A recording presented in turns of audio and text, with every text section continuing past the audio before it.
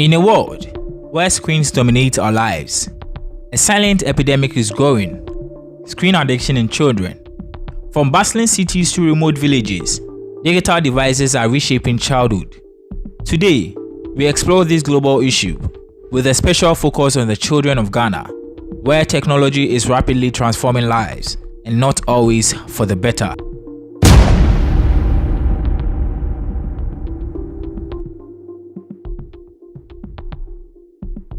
We are in a technological world where certain things, we cannot do without.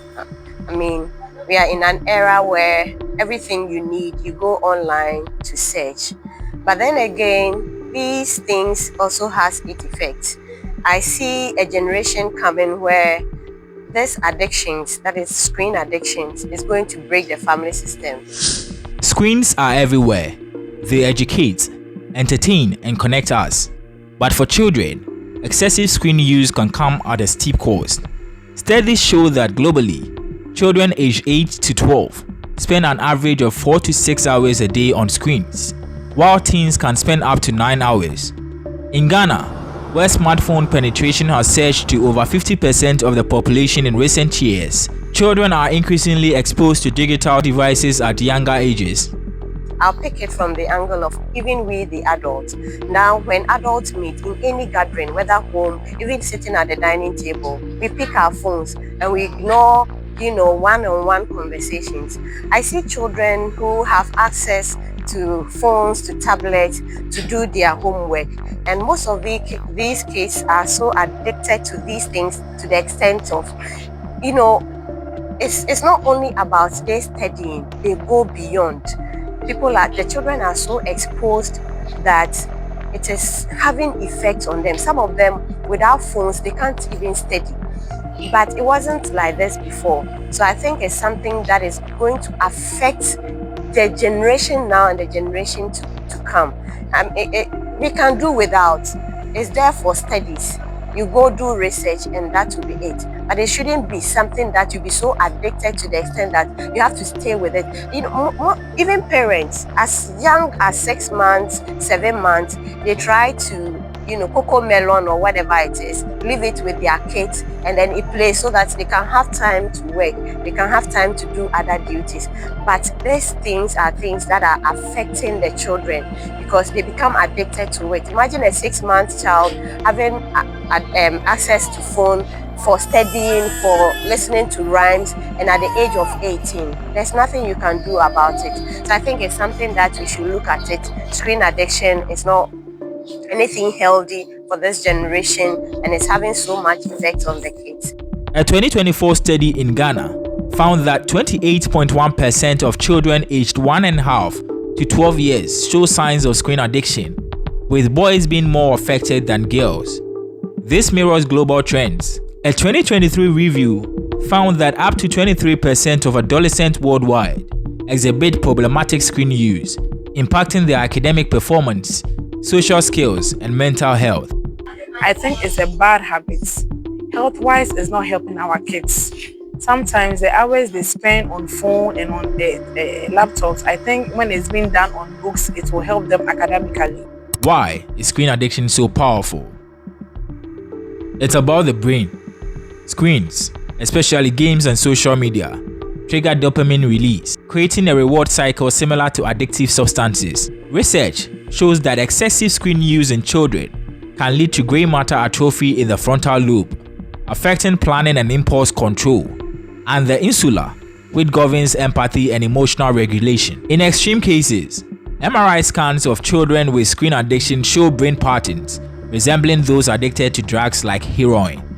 I would take my daughter, for instance, will come back from school, and then when she takes hold of her phone, and then later she come and complain, say, "Mama, my head is taking me, my eyes are itching, my eyes are watch water is coming out from my eyes." Then I'll be like, the way I wash your phone is a door so I think health-wise, it's not helping the kids. So every parent should take it as a burden upon themselves and then try and guide them on how to use the phone and the hours they spend on the screens. Because health-wise, it's not helping. Some will even end up putting the phone under their pillows when they are going to sleep. Even we adults, we sometimes do it. And I learned there's something called radiation. It's not even good for our health. So I'm pleading with parents to really take this as a burden and then guide their kids whenever they are with the phone and then they are with their tablets. Spending too much hours on it health-wise will not help them. In Ghana, access to screen varies. Urban children often have personal devices, while rural kids may share community tablets or phones. Yet, the impact is similar. A 2022 study in India, which shares socio-economic similarities with Ghana, found that 83.2% of secondary school children had excessive screen time, linked to reduced sleep, poor diet, and lower physical activity. While specific data on Ghanaian children's screen time is limited, anecdotal evidence suggests similar patterns, especially post-COVID, when online learning increased device use. Globally, screen addiction is linked to serious consequences. A 2019 meta-analysis found that excessive screen time correlates with poorer academic performance, increased anxiety, and depression. In Ghana, where mental health resources are scarce, these effects can be harder to address. 1 in 5 Ghanaian children aged 10 to 15 experiences online bullying, amplifying emotional stress. Screen addiction in children has become a very major problem in our current dispensation, mainly because a lot of children are exposed to these electronic gadgets such as the tablets, the phones, the iPads, and so on and so forth. Using a personal experience that I have with children, particularly my nephews and nieces, I realized that anytime they come back from school and then they lay hold of their tablets or phones or any of those electronic gadgets, they will spend hours and hours and hours, scrolling through it back and forth without even desiring to pick up their book to learn. And another thing is they tend to be so focused that even when their parents call them to come and do something, they tend to be distracted. But there is hope. Interventions like cognitive behavioral therapy and family-based programs show promise in reducing screen addiction. In Ghana, community efforts are emerging. Schools are introducing screen-free days, and NGOs are educating parents on healthy screen habits. The American Academy of Pediatrics recommends no screen for kids under 18 months, except for video chatting, and just 1 hour of high-quality content for ages 2 to 5, ideally co-viewed with parents. This problem shouldn't only be the concern for parents, but it should be a collaborative effort for everybody. That includes we the adults, teachers, pastors. In fact, anyone who has children should really be concerned about the screen addiction in children. Setting boundaries works. Studies show that parental involvement, like co-viewing media or modeling healthy screen use, can reduce addiction risks. My name is Dr. Brew. I'm a developmental pediatrician, and today I have a call to action: saving our children from screen addiction. This is no longer a parenting issue. This is an emergency. We are having a lot of children coming to hospital these days because they can't speak. We are losing our children, not to war, not to hunger, but to screens. And we are doing it with our own hands. The reality in our homes. We see these signs daily.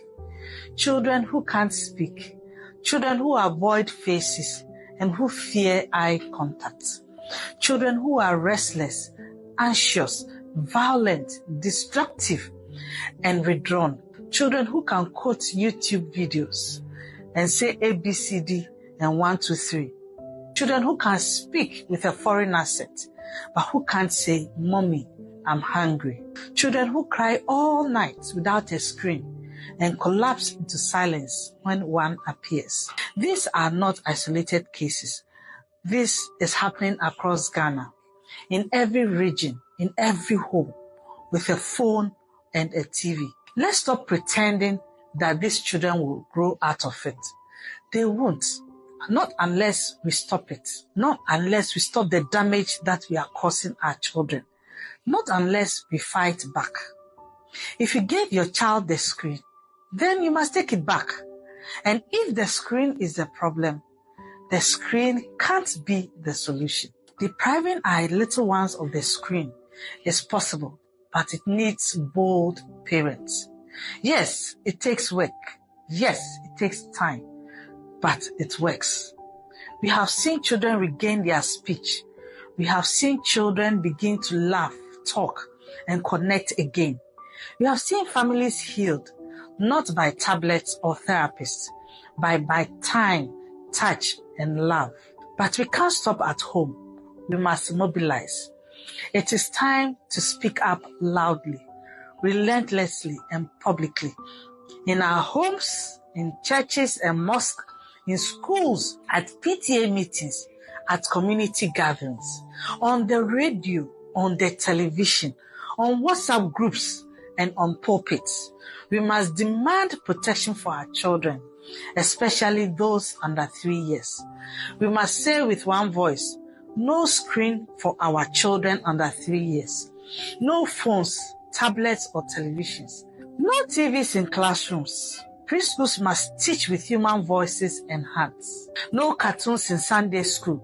Our children need people, not pixels. We implore everyone involved in the care of children, in the health services, in the education service, social welfare, district education officers, our assemblymen and assemblywomen, our members of parliament, our preschools, our daycares, Sunday schools, our church and mosque leadership.